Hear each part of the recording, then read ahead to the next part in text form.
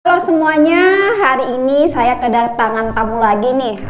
Dia seorang perempuan, kemudian juga pelaku UMKM atau pembisnis di bidang kuliner, dan juga dia seorang penulis. Tamu saya ini adalah seorang penulis yang tergabung dalam Forum Indonesia Menulis dan juga seorang pengusaha yang tergabung di Ikatan Wanita Pengusaha Indonesia. Namanya adalah Dea Ananda. Halo Dea. Halo Kak Putri. Iya, alhamdulillah baik. Dea apa kabar? Alhamdulillah baik, sehat. Ya, oke. Gimana kegiatan usahanya, kegiatan menulisnya? Alhamdulillah sejauh ini masih tetap aktif. Alhamdulillah sih. Iya.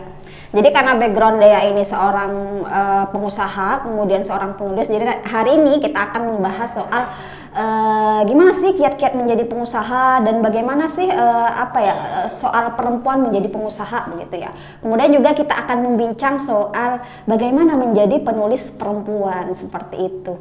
Oke Dea ini kan katakanlah pengusaha ya. Amin. Perempuan karir gitu ya, yang sudah memulai sejak lama gitu ya.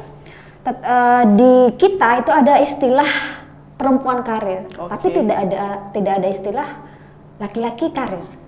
Artinya ada diskriminasi ya, kalau misalnya perempuan itu jadi pengusaha kok kayaknya aneh gitu ya. Menurut dia itu bagaimana? Menurut saya sih itu nggak jadi struggle yang begitu mempermasalahkan, karena sebenarnya justru kalau perempuan itu terjun ke dunia karir, dia punya value sendiri gitu, dia punya value yang ini perempuan keren banget, bisa mandiri, bisa berdikari seperti itu. Jadi kan perempuan itu mesti berdaya ya, mesti berdaya dalam segala hal gitu ya. Makanya kemudian ada istilah pemberdayaan perempuan, misalnya Kementerian Pemberdayaan Perempuan dan Perlindungan Anak begitu ya, dan lain sebagainya. Artinya perempuan memang harus berdaya. Salah satunya nih, perempuan harus berdaya dalam hal ekonomi gitu ya, agar tidak bergantung kepada laki-laki seperti itu.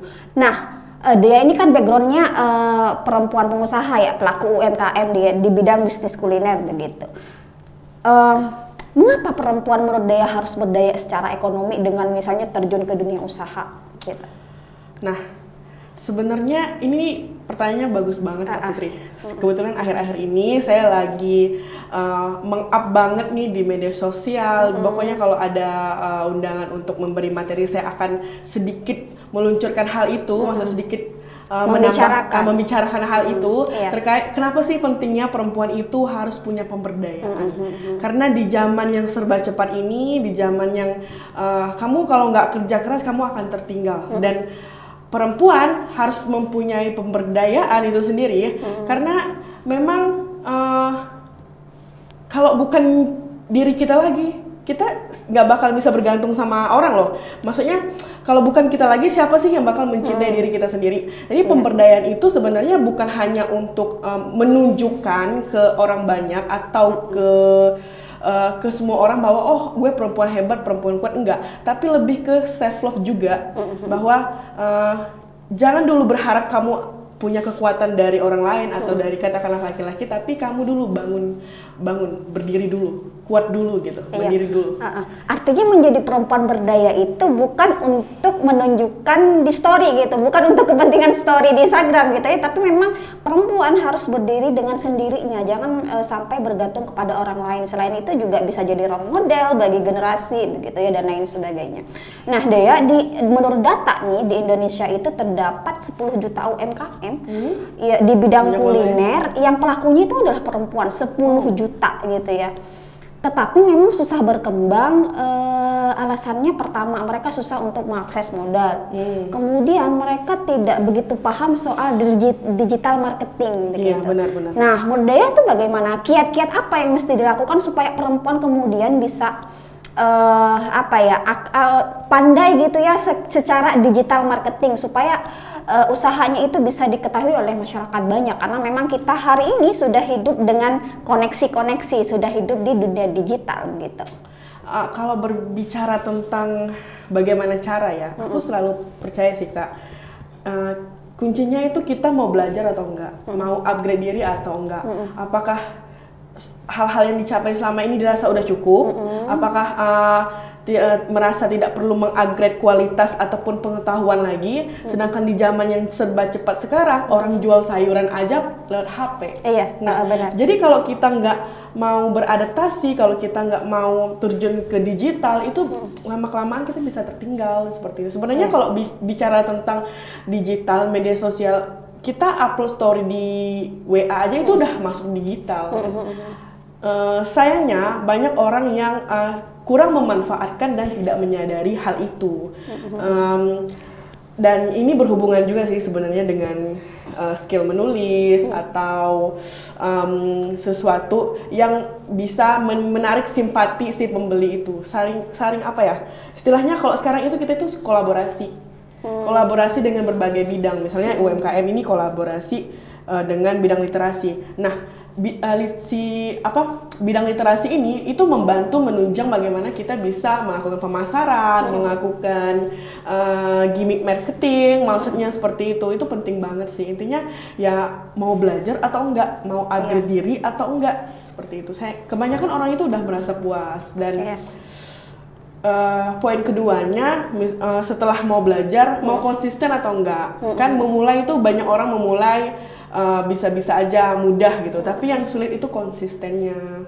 Oh iya, apa ya, memulainya mudah, tapi istiqomahnya itu yang sulit. Istiqomah gitu. Tadi ada yang menarik bahwa memang selain misalnya perempuan melek digital, tapi juga mesti pandai menulis gitu ya, literasinya juga bagus karena memang untuk apa ya, untuk ngepost itu butuh kata-kata yang memang padan dan kemudian enak dibaca orang. Nah, nanti kita akan bahas soal bagaimana sih untuk menjadi penulis itu nanti setelah kita bahas soal bagaimana perempuan berdaya secara ekonomi begitu. Nah, Dea, kalau misalnya tadi kita melihat bahwa memang banyak pelaku UMKM perempuan di Indonesia itu di bidang kuliner, ini artinya bahwa memang perempuan yang selama ini disekat gitu ya, disekat dengan dua dunia, laki-laki di publik, kemudian perempuan di domestik gitu ya. Dan kemudian banyak pelaku kuliner itu adalah perempuan, yang artinya memang perempuan berangkat dari dunia domestik. Dan itu artinya bahwa ada privilege di situ, memang disekat gitu ya, tapi ada privilege yang kemudian perempuan tahu dunia masak-memasak gitu, karena misalnya dia disekat di dunia domestik gitu ya. Jadi apa nih yang mesti dimanfaatkan perempuan dari dunia domestik gitu di dunia digital gitu hari ini juga begitu? Apakah memang perempuan tinggal di dunia domestik tapi juga berkarir dari dunia domestik? Menurut Dea bagaimana? Maksudnya pemanfaatannya? Iya, pemanfaatannya. Kalau sebenarnya terkait sekatan itu mungkin begini ya, masyarakat tuh mungkin masih berpikir kalau perempuan itu kalau tugas dapur itu dilakukan perempuan, padahal kalau di luar negeri sih sebenarnya UMKM, roti-roti di pinggir jalan itu banyak kan laki-laki sebenarnya.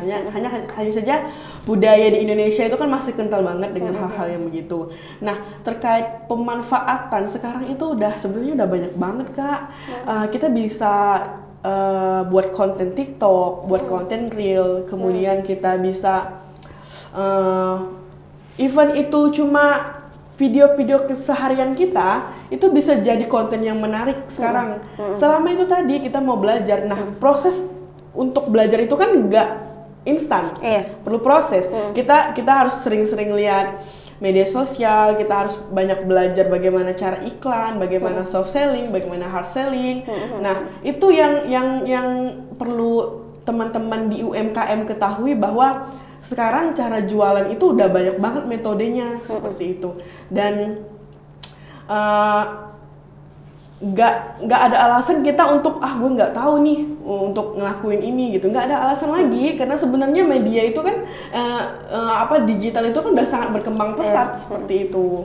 Oke, artinya maksudnya ini adalah perempuan memang masih disekat di dunia domestik, tapi memang di era digital ini perempuan juga bisa berkarir dari dunia domestik. Bisa banget.